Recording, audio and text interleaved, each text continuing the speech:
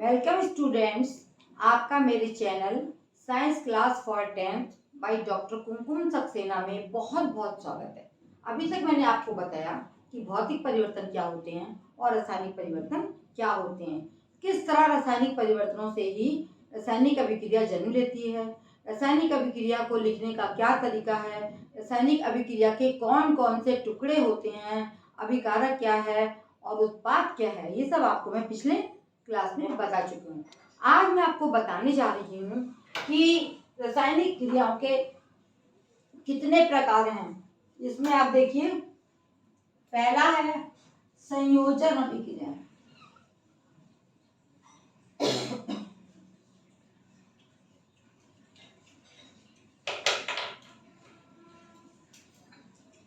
सबसे पहला हमारा आता है संयोजन अभिक्रिया।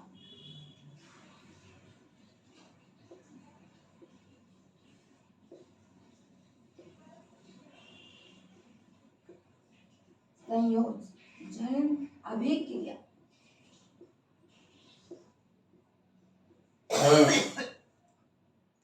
इस अभिक्रिया का मतलब क्या है कि जब दो या दो से अधिक पदार्थ मिलकर एकल पदार्थ बनाते हैं तो इसको हम बोलते हैं संयोजन अभिक्रिया। जैसे आप देखेंगे कि H2CaO ले लीजिए पहले आप, ये है कली चूना, और इसमें जब हमने कौन सा पदार्थ मिलाएंगे, इसमें हम मिलाएंगे पानी, H2O जल। तो ये दोनों पदार्थ, इधर ये कली चूना है और इधर ये जल है, पानी, हाइड्रोजन परऑक्साइड।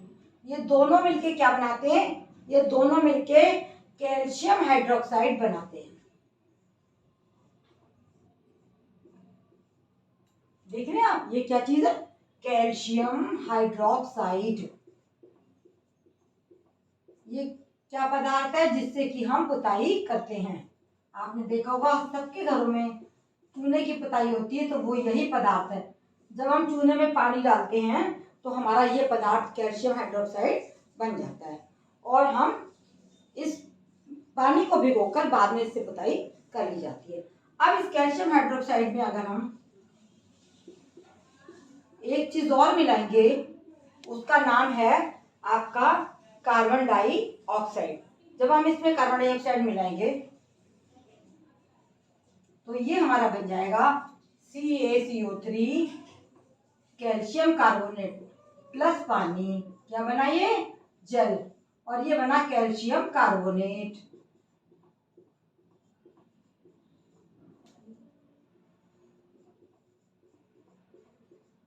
इसी प्रकार से मैं संयोजन अभिक्रिया का एक उदाहरण आपको और देती हूँ कि कार्बन क्या होता है, कोयला। जब इसको जलाया जाता है, इसका ऑक्सीकरण किया जाता है, तो कार्बन और प्लस ऑक्सीजन मिलके क्या बना देते हैं, CO2। यानी ये है कार्बन और ये है ऑक्सीजन, और दोनों मिलके क्या बन जाते हैं, कार्बन डाइऑक्साइड। दोनों ने संयोग किया और ये बन गई हमारी कार्बन डाइऑक्साइड गैस। तो ये क्या कहलाएंगी, संयोजन अभिक्रियाएं, जो मैंने आपके सामने प्रस्तुत की हैं। कार्बन डाइऑक्साइड ये गैस होती है जो वायुमंडल में पाई जाती है। इसी तरीके से तीसरा उदाहरण मैं आपके सामने रखने जा रही हूँ कि हाइड्रोजन और ऑक्सीजन मिलके क्या बनाते हैं, दो पदार्थ हो गए, ये हाइड्रोजन हो गई, ये ऑक्सीजन हो गई, और दोनों मिलके बनाते हैं H2O। क्या बन गया, ये हमारा जल बन गया, है ना। 2H2 + O2 मिलके 2H2O बन जाएगा, ये जल बन गया। इस तरीके से आपके सामने तीनों उदाहरण मैंने प्रस्तुत कर दिए। पहला कली चूना, उसमें जब हम पानी डालेंगे तो क्या बनेगा, कैल्शियम हाइड्रोक्साइड, है ना, कैल्शियम हाइड्रोक्साइड, इसका नाम होगा कैल्शियम हाइड्रोक्साइड।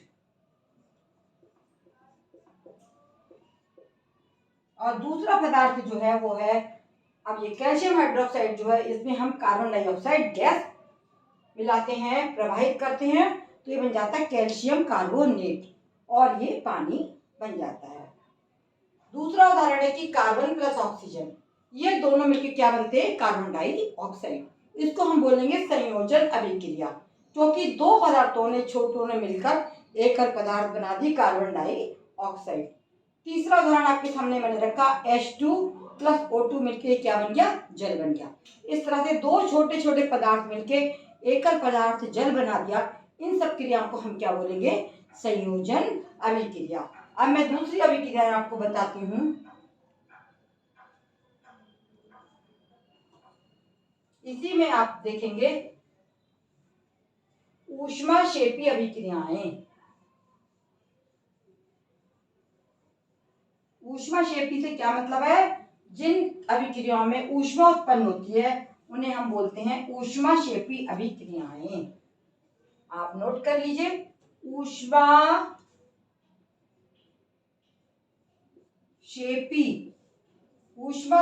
अभिक्रिया।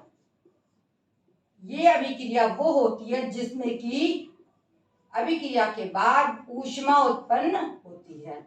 जैसे उदाहरण मैं आपको बताऊंगी कि हमने अगर खाना खाया, खाना खाने के बाद हमारे शरीर में ग्लूकोज बन जाता है, और ग्लूकोज बनने के बाद में जब ग्लूकोज हमारे शरीर में इकट्ठा हो जाता है, इस उसमें जब ऑक्सीजन जाती है बाहर से, हम सांस लेते हैं, तो वो भोजन हमारा C6H12O6 ये कहलाएगा ग्लूकोज। ग्लूकोज में हमने क्या मिला दिया, ऑक्सीडेशन हो गया इसका। ऑक्सीजन कहाँ से आई, बाहर से हम सांस लेते हैं तो ऑक्सीजन ये आ जाती है, और ये दोनों मिलके क्या बन गए, 6CO2 प्लस 6H2O और प्लस क्या निकला इसमें प्लस निकल गई ऊष्मा।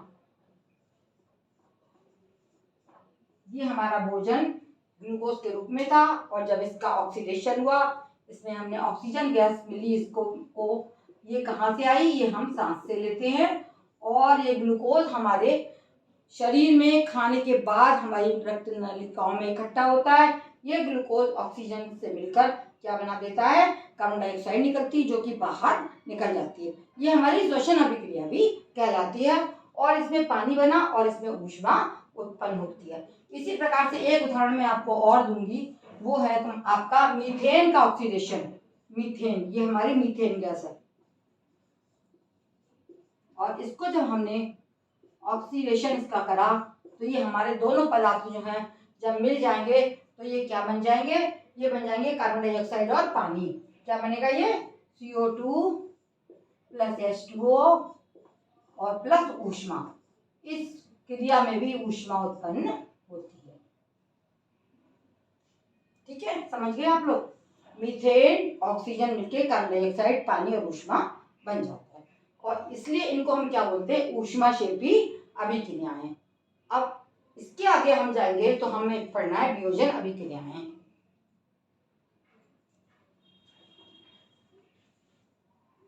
दूसरा आता है आपका वियोजन अभिक्रिया।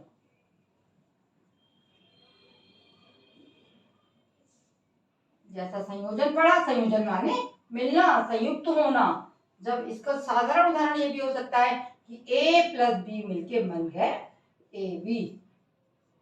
ये हो गई तुम्हारी संयोजन अभिक्रिया, है ना। और वियोजन क्या हुआ, AB जो है हमारा टूट के, ABC माना जो है ये हमारा टूट के A plus B plus C, ये कहलाता है वियोजन अभिक्रिया। दूसरी है वियोजन अभिक्रिया। जैसे आपको नाम से समझ में आ रहा है कि जब एक पदार्थ टूटकर छोटे छोटे टुकड़ों में बट जाता है, तो इसको हम क्या कहेंगे, इसको हम वियोजन अभिक्रिया बोलेंगे। वियोजन क्या मतलब, टूटना, पदार्थ का टूटना। ये कई प्रकार से होता है।